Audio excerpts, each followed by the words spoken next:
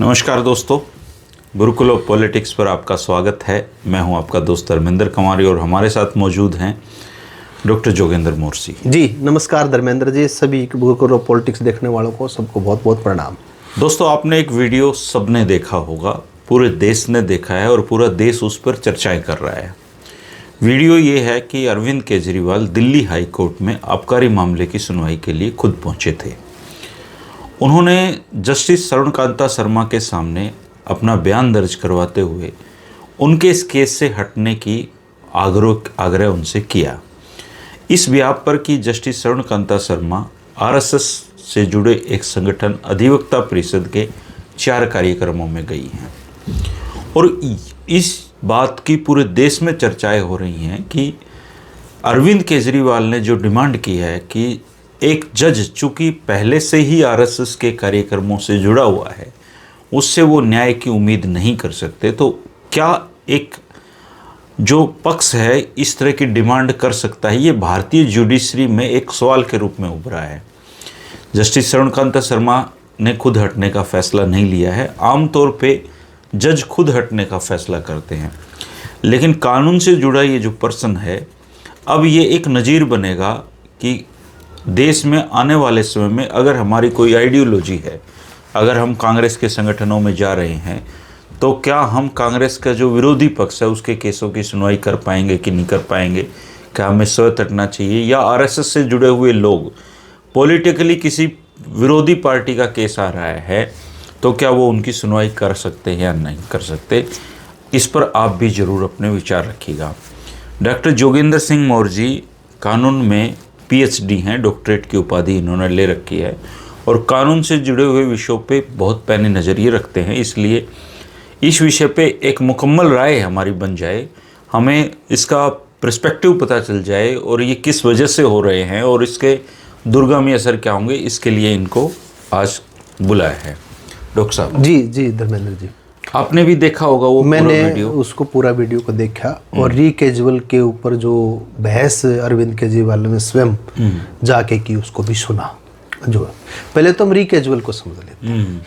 री-कैजुअल जो शब्द है उसका तात्पर्य ये है कि मैं, चाहे वो वकील है, चाहे वो जज है या अन्य कोई ऐसा अधिकारी है जिसको किसी भी प्रकार से अपनी सेवाएं देनी है, न्यायिक रूप से कोई निर्णय देना है, मैं अपने काम के साथ उचित न्याय नहीं कर पाऊंगा, इसलिए मैं इस केस से दूरी बना रहा हूँ। वो खुद फैसला लेता है, उसका समझ फैसला है। ओके। ये कि मैं इससे, और उसके पीछे कारण है। और जब जजेज इस प्रकार का काम करते हैं किसी फाइल पे, तो वो उस पे रीज़न भी लिखते हैं कि मतलब ये आदमी मेरा पड़ोसी है, मेरा नोन है, या इसको मेरी बातों से या किसी चीज़ से मुझे ऐसा लगा कि, क्योंकि देखो न्याय के अंदर आपने एक बात सुनी होगी, जो बहुत बात सुनी है कि न्याय होना ही नहीं चाहिए, न्याय होता हुआ भी दिखाई देना चाहिए।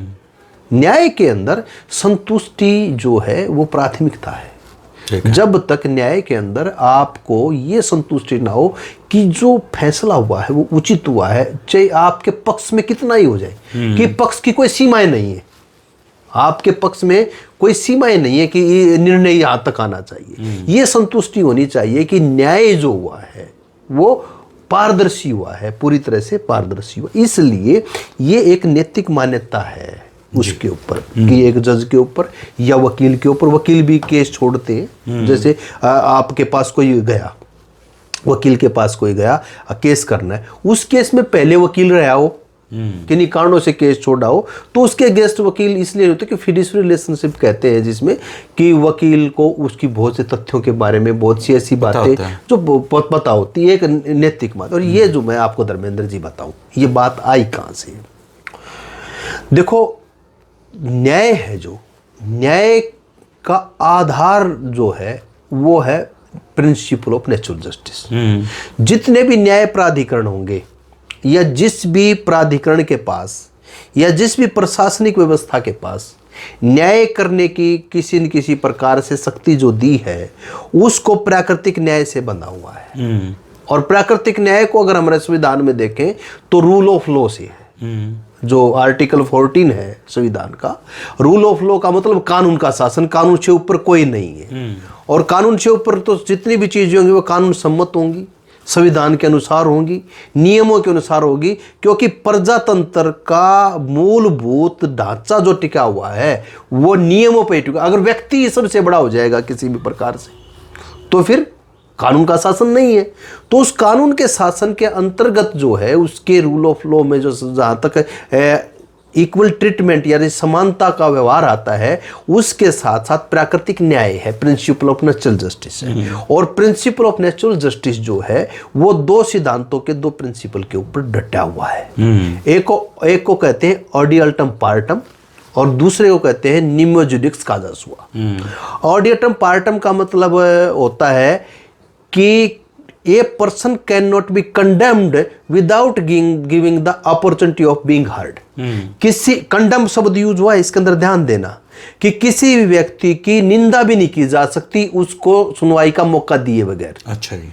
आप देखेंगे आतंकवादियों, कोई भी उसका वकील नहीं है तो सरकारी वकील कोर्ट खड़ा करेगा कि उसको सुनवाई का मौके का मतलब है कि किसी को भी कोई भी बात का सुनवाई। तो एक तो ये।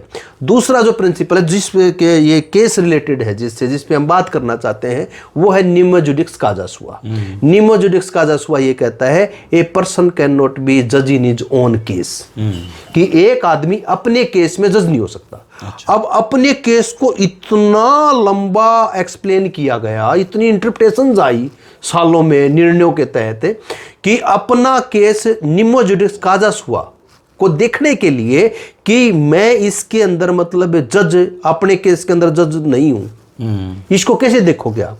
इसको देखने के लिए जो सिद्धांत है उसको कहते हैं रूल अगेंस्ट बायस। ओके। पक्षपात के विरुद्ध नियम। अब पक्षपात जो है, अब पक्षपात कैसे देखोगे? पक्षपात को देखने के लिए 3-4 नियम हैं, सिद्धांत हैं, प्रिंसिपल हैं। जैसे एक है पिक्यूनरी बायस। पिक्यूनरी बायस किसी भी प्रकार का लाभ शामिल होना, कि कोई भी न्याय के निर्णय करने वाला व्यक्ति है उसका किसी भी प्रकार से लाभ ना हो, किसी भी प्रकार से लाभ। अगर उसके बेटे को फायदा हो रहा है, उसके साले को फायदा, किसी भी प्रकार से कोई फायदा हो रहा है, लाभ का अंश उसको नहीं मिलना चाहिए किसी भी प्रकार से। अगर उस मैटर में किसी न किसी प्रकार से कितना भी इनडायरेक्ट रूप से वो लाभान्वित हो रहा है तो वो जज है वो पक्षपात रहित नहीं है। और पक्षपात रहित नहीं है तो निम्यो जुडिक्स काजास हुआ का सिद्धांत लागू होता है। वो न्याय भले ही करे, न्याय की जो ये मन है, संतुष्टि है, वो नहीं होगी। दूसरा प्रिंसिपल है पर्सनल बायस, व्यक्तिगत पक्षपात कहते हैं। व्यक्तिगत पक्षपात जो है वो दोनों तरह से होता है, फेवरिज्म भी चलेगा, अगेंस्टिज्म भी चलेगा। आप समझ रहे हैं मेरी बात को, कि उसका आपके विरुद्ध भी चलेगा और आपके पक्ष में भी चलेगा।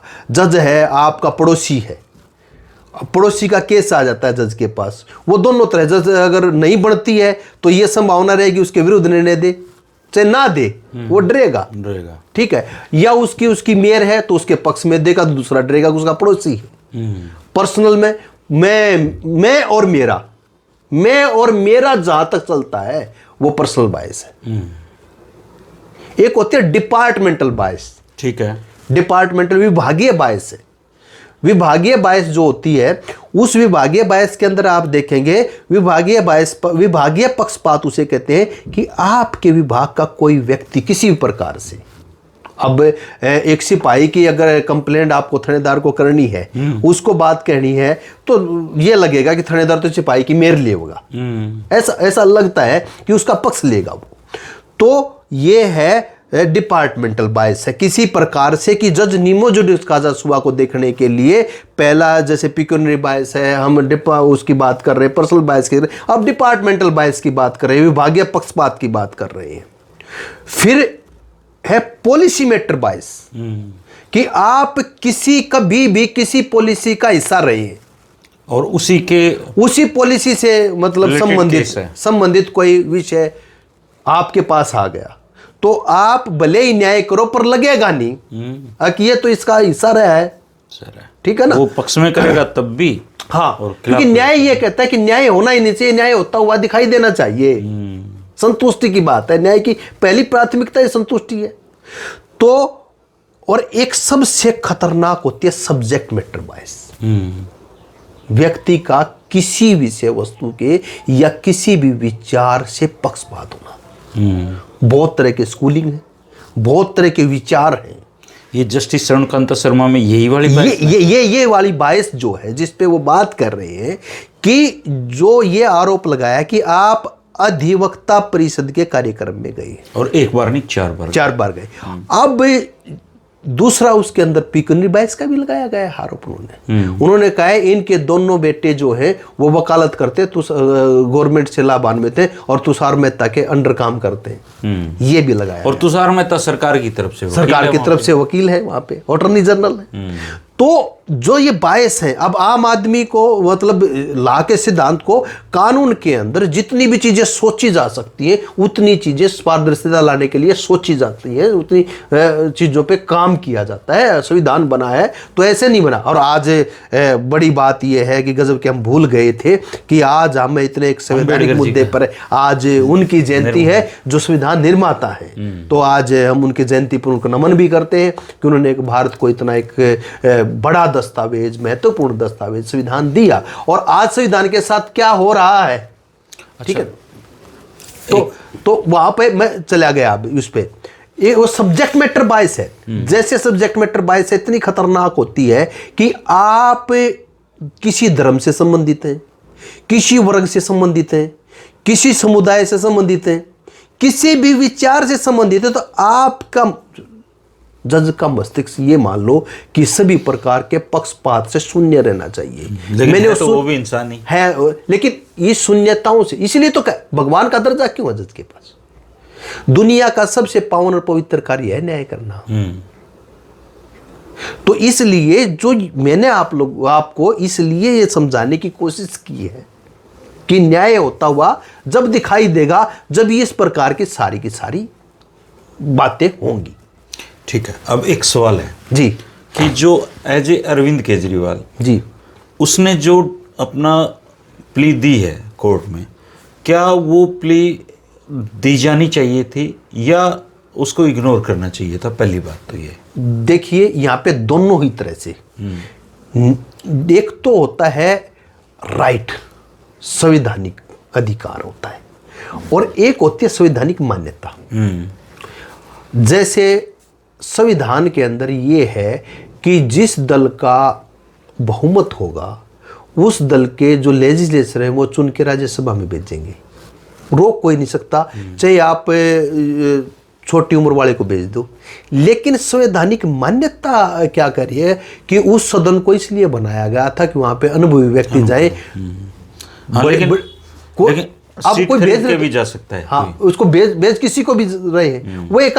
तो यहाँ पे अरविंद केजरीवाल जी को क्या, जब वो सभी केसेस में, मैं जो अपना मानता हूँ, सभी केसेस में जब उनके वकील पेश हो रहे हैं तो ऐसे ही यहाँ पे क्या होगी, वो खुद पेश हो रहे हैं, रिकॉर्डिंग हो जा रही है। ये कहीं ना कहीं देखो राजनीतिक व्यक्ति है ना, चाहे वो अधिकारी आए चाहे कोई आए, राजनीति में आने के बाद जो पॉलिटिकल, अब ये सिद्धांत है व्यक्ति की सौ मान्यता के ऊपर, सब उसके ऊपर। अच्छा, जैसे अब आप देखो, मैं यहाँ पे एक बात और क्लियर, आपके मस्तिष्क को क्लियर करना। अरविंद केजरीवाल के पास दो रास्ते थे, एक देश के अंदर पॉलिटिकली चीजें माहौल खड़ा करने का है, एक दूसरा रास्ता और था।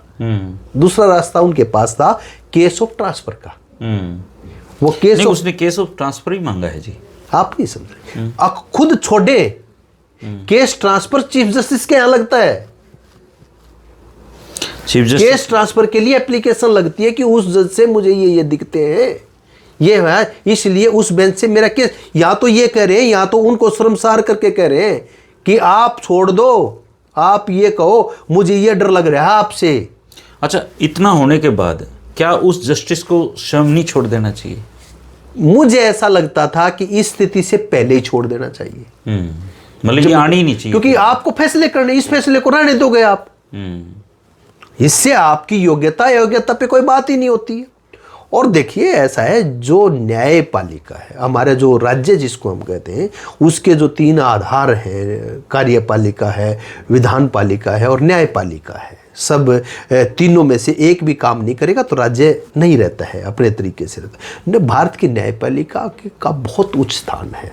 उसकी मैं फिर बात कह रहा हूँ, संवैधानिक अधिकारों की बात नहीं कर रहा हूँ मैं, संवैधानिक मान्यताओं की बात कर रहा हूँ। मान्यता उसकी उच्चता को, अगर श्रेष्ठता को आपको बरकरार रखना है तो आपको उन श्रेष्ठताओं को बचाने के लिए बहुत आगे तक, या तो सेक्रीफाइस वाली भी कोई बात नहीं है, अगर करना भी पड़े। क्योंकि देखो, आप पत्रकार बने, किसने कहा आपको पत्रकार बनने? खुद की इच्छा थी, आपकी खुद की इच्छा थी। आप पत्रकारिता के अपने कोई गुण होंगे, कोई दोष होंगे, कोई नुकसान होंगे, कोई फायदे होंगे। तो जहां पत्रकारिता के धर्म की बात आती है, पत्रकारिता की इज्जत की बात आती है, मैं लीगल प्रोफेशन हूँ, पहले मैंने वकालत की जैसे 12 साल तक, और अब मैं पढ़ा रहा हूँ चीज़ों को। जब मैं पढ़ाने आया तो उस टाइम में वकालत छोड़ के आया। अब मेरे साथी जो वकील हैं उनके पास बड़ी बड़ी गाड़ियां होंगी, बड़े बड़े पैसे होंगे, मैं एक तनख्वाह पे काम कर रहा हूँ। पढ़ाना एक नोबल काम, पढ़ाना एक नोबल। अब मेरे को ये चीजें प्रभावित करने लगे, अब नई वकीलों के पास तो इतना पैसा होता है, किसने चूज किया? आप वकालत करो और ठोक के फीस ले लो। चीज न्यायपालिका में आप आए हैं, जब आप ये दुनिया के मतलब सबसे पवित्र कार्य में आए हैं और उसको आपने स्थापित करने का परमपिता परमात्मा ने मौका दिया है, तो उसकी जो गरिमा है उसको बचाए रखने का अगर कोई भार है तो वो आपके कंधों पे है, वो तो आपके कंधों पे है। और आज भी उस फिल्म का डायलॉग याद कीजिए आप, जोली एलएलबी का, जिसमें जजीज के में वो कहते हैं कि कोई भी किसी आदमी के साथ होता है तो कहता है I will see you in court, कि मैं तुम्हें कोर्ट में देखूंगा। अगर व्यक्ति के मन से यही जाएगा, ये हो जाए, तो फिर वो जाएगा कहाँ? अच्छा, केजरीवाल जी ने डिमांड कर दी, जज साहिबा ने नहीं हटने का फैसला किया है, तो ऐसी सूरत में मान लो फैसला केजरीवाल के पक्ष में आ जाए, तो फिर कानून में ये मान्यता जाएगी लोगों में कि चूंकि केजरीवाल ने सवाल उठा दिए थे, इसलिए जज ने खुद को सही करने के लिए ये फैसला दे दिया। यहाँ मैं एक बात जोड़ रहा हूँ, और मान लो उसने अगेंस्ट दे दिया, तो ये जाएगा कि चूंकि वो आरएसएस से जुड़ी हुई थी। न्यायिक प्रक्रिया के अंदर, न्यायिक प्रक्रिया के अंदर एक शब्द होता है prejudice mind of the court. Contempt of court है एक दृष्टि से तो कई चीजों में। प्रीजुडिस का मतलब होता है कि किसी भी प्रकार से, आप तो मीडिया के पर्सन हैं, आपको पता होगा मीडिया में खबर छपने के ऊपर कि दबाव बनाने के ऊपर कोर्ट रोकता है कि मैंने कहा पक्षपात रहित होना चाहिए।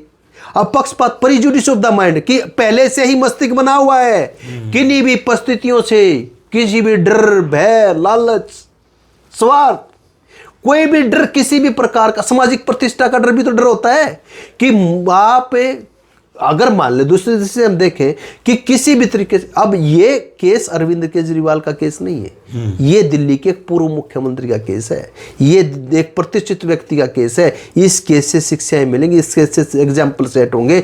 तो यहाँ नैतिक जिम्मेदारी, वो विधानमंडल के सदस्य रहे, नैतिक जिम्मेदारी अकेली जुडिशरी पे भी नहीं है, उन व्यक्ति के ऊपर भी है। जब उनको यही हो गया, मान लो चीज जो उन्होंने एक बात और कही है कि अमित शाह जी ने ये कहा है कि मैं आपको सुप्रीम कोर्ट में जाना पड़ेगा आपको, तो ये चीज को ले रहे। उन्होंने कहा कि कौन, जज साहिबा ने कहा है कि कौन क्या कह रहा है, इसका तो मैं क्या कर सकती हूँ। तो ये जो इस लेकिन उन्होंने ये बात भी कोर्ट पे लिखवा दिया उनका, अमित शाह वाला। हाँ, ये उन्होंने 10 पॉइंट दिए हैं, उनमें से एक पॉइंट ये भी है, अधिवक्ता परिषद वाला भी है, और आपने पूरा नहीं सुना, अप्रूवर की बात को आपने मान लिया लोअर कोर्ट ने। हालांकि अगर पूरी उन दलीलों को आप देखेंगे और न्यायिक इतना होते ही खुद हटने का फैसला कर लेना चाहिए था जज साहिबा। हाँ, मेरा वो तो उनके हाथ में ही है। मेरा ये व्यक्तिगत मानना, मैं यूँ कह रहा हूँ कि रीकैजुअल का मतलब है कि मैं अपने आप को इस मुकदमे से हटा रहा हूं। वकील का मैंने कह दिया, न्यायिक अधिकारी का मैंने कह दिया, किसी प्रशासनिक अधिकारी का भी कह दिया। ये तो एक प्रिंसिपल है, सिद्धांत है कि जहां, और मैं ये कह रहा हूं कि न्याय होना ही नहीं चाहिए, सामने वाली पार्टी को मेरे पे विश्वास ही न्याय होना ही नहीं चाहिए, न्याय होता हुआ भी दिखाई देना चाहिए। लेकिन इस देश का धर्मेंद्र जी दुर्भाग्य और है, मतलब यहाँ पे स्थितियां वहां तक पहुंचाई जाती हैं। इस प्रकार से सीधा ट्रांसफर की भी एप्लीकेशन लगा सकते थे अरविंद केजरीवाल, इसकी बजाय ट्रांसफर की भी एप्लीकेशन लगा सकते थे। केस क्या ट्रांसफर नहीं होते हैं उसमें? तो ये जो है, अब सवाल तो बहुत उठेंगे। Prejudice of the mind of the court का खड़ा हो गया। अब अगर वो फैसला करती हैं तो, अगर वो डटी रहती हैं, और सुनो, अगर वो ट्रांसफर कर देती हैं तो तीसरे दिन इस प्रकार के होंगे, ये एग्जाम्पल भी सेट होगा। फिर एक आम आदमी कहेगा कि अरविंद केजरीवाल का तो केस ट्रांसफर कर किया जाता है, क्यों नहीं कर रहे? अब वो उनके ऊपर जो लगा है अधिवक्ता परिषद आला, अधिवक्ता परिषद में वो गई है। हालांकि अधिवक्ता परिषद जो है वो आरएसएस का एक निकाय है। सच है ये सच है। और एक जस्टिस को जाना नहीं चाहिए, जाना नहीं चाहिए। बार काउंसिल के उसमें जा सकते हैं आप, बार एसोसिएशन के कार्यक्रम में जा सकते हैं, बार बेंच का रिलेशन है। लेकिन किसी राजनीतिक संगठन, आरएसएस भले ही गैर राजनीतिक है पर राजनीति सबको पता राजनीतिक संगठन है, उससे एक विचार चीजों, तो इसका मतलब ये जो सब्जेक्ट मैटर बायस की बात जो मैंने कही है, ये तो इतनी बड़ी बायस होगी कि वो जज साहिबा अधिवक्ता परिषद में चली गई। तो आज अरविंद केजरीवाल जी के केस का सवाल नहीं है, आज आरएसएस की विचारधारा के खिलाफ जितने भी लोग हैं वो सब इस बात में, हाँ, उनसे न्याय की ये सवाल मतलब सुरसा के मुख की तरह मुंह बाए खड़ा है। ये तो पूरी न्यायिक व्यवस्था को निकल जाने की स्थिति है। ये इतना, अब कुछ चीजें हमें लगती हैं, होती नहीं है। ये बहुत जटिल विषय होते हैं, बहुत जटिल होते हैं, और इन जटिलताओं के समय ऐसे संवैधानिक इससे पहले किसी मुख्यमंत्री ने इस तरह की डिमांड नहीं की एक्चुअली। हाँ, रिक्विजल की जो फैसला है वो जस्टिस खुद ही कर लिया करते थे, खुद ही कर लेते थे। वो आते थे, देखते थे कि चीज़ों में, और पहले मैंने इसमें कोई वर्डिक्ट दे रखा है, ये चीज़ें हो रखी हैं, और नीचे से आ गया तो बायसनेस का लगेगा कि मुझे कुछ छोड़ देना चाहिए। रिक्विजल के लिए कोई व्यक्ति आता नहीं है जनरली से, ट्रांसफर के लिए तो बहुत जाते हैं चीज़ों को। वो भी उसके व्यवहार से, जज के व्यवहार से कुछ ऐसा लगे कि भी ये व्यवहार था, इस व्यवहार से मुझे डर है, ये एप्रीहेंशन है मुझे कि मेरे साथ न्याय नहीं होगा, इसलिए वहाँ से राज्य से राज्य बदले जाते हैं। हरियाणा में आपको मिर्चपुर का वो केस याद होगा, दिल्ली में सुनाया था। अमित शाह जी का केस गुजरात से बाहर सुना गया था, बहुत बार होती है। ओम प्रकाश चौटाला जी का केस हरियाणा से बाहर सीबीआई वाला केस था, जो वो दिल्ली में ट्रायल चली थी। तो बहुत बार ऐसे केस है जब ये लगता है कि वहाँ किसी प्रकार का कोई प्रभाव है कोई तो। लेकिन अरविंद केजरीवाल के केस ने चर्चाएं बहुत छेड़ दी हैं देश में ना। देखो, अरविंद केजरीवाल वैसे भी चर्चित व्यक्ति है, लो से बड़ा उनको चर्चाएं बनानी, चर्चाओं में आना और चर्चाओं में वहां तक जाना भी तो उनको आता है। लेकिन जस्टिस का डटे रहना भी एक हिम्मत का काम है। मतलब जो जस्टिस स्वर्णकांता शर्मा जी हैं, उन्होंने इतना सब कुछ होने के बाद भी केस में बने रहने का फैसला है उनका, अभी तक हटी नहीं है वो। उन्होंने शायद अब तक की अपडेट यही है कि उसको जजमेंट को सुरक्षित रख रखा है। उस पर क्या जजमेंट आता है ये तो अभी समय बताएगा। पर एक बहुत महत्वपूर्ण प्रश्न तो छोड़, बहुत महत्वपूर्ण सवाल केजरीवाल जी ने भी छोड़ दिया और स्वर्णकांता शर्मा ने जी। तो इसका मतलब ये है कि जो भारत की जुडिशरी है उसको अपना एक आत्मचिंतन तो करना ही पड़ेगा कि अगर हम किसी पार्टी विशेष या किसी संगठन विशेष के कार्यक्रमों में लगातार शिरकत कर रहे हैं, इसका मतलब हमारे ऊपर ये सवाल निशान उठता है कि हम अपोजिट पार्टी का अगर कोई केस है तो हम उसके साथ न्याय कर पाएंगे या नहीं कर पाएंगे। मैंने आपको कहा कि ये उदाहरण बन जाएगा। आप इस उदाहरण को लेके जस्टिस स्वर्णकांता शर्मा के ऊपर, तो फिर अगर इस बात पे ही उनको केस छोड़ना है तो ये तो सवाल हर उस विषय पे खड़ा है। फिर हर व्यक्ति के सामने खड़ा है, जो भी आरएसएस की विचारधारा के खिलाफ है वो व्यक्ति इस बात के लिए खड़ा है। तो उनके कंधों पे एक बहुत बड़ी नैतिक मान्यता का सवाल आ गया है। मेरा अपना मानना ये है कि कुछ चीज़ें पर्दे के इस प्रकार से होती हैं कि जो जनसाधारण के मस्तिष्क को किसी भी प्रकार से उद्वेलित और विचलित ना करें, उनका बहुत सहज तरीके से, संवैधानिक मान्यताओं का बड़े सहज तरीके से पालन हो तो बहुत अच्छा। आप होते तो क्या करते स्वर्णकांता शर्मा की जगह? मैं होता तो शायद इस केस को छोड़ देता, पहले ही झटके में छोड़ देता। कि आपको न्याय करने की जिद नहीं है, न्याय एक अवसर है। मुझे बस उतनी सी बात थी, यहाँ तक बात ही नहीं आनी चाहिए। दोस्तों, ये कानून से जुड़े हुए प्रश्न हैं और बहुत ही गंभीर प्रश्न है, और ये भारत में एक नई तरीके की कहानी लिखने जा रहा है आगे आने वाले समय में। जो लोग पॉलिटिकली, चूँकि भारत दो हिस्सों में डिवाइड हो चुका है और इन दो हिस्सों में एक दूसरे के प्रति अविश्वास इस कदर पनप गया है कि हम जज की कुर्सी पे बैठे हुए व्यक्ति से ये उम्मीद नहीं कर सकते कि वो बिना पक्षपात रहित के अपना फैसला सुना देगा। तो पूरी न्यायिक व्यवस्था पे डॉक्टर भीमराव अंबेडकर जी के जन्मोत्सव पर ये सवाल खड़ा हो गया है।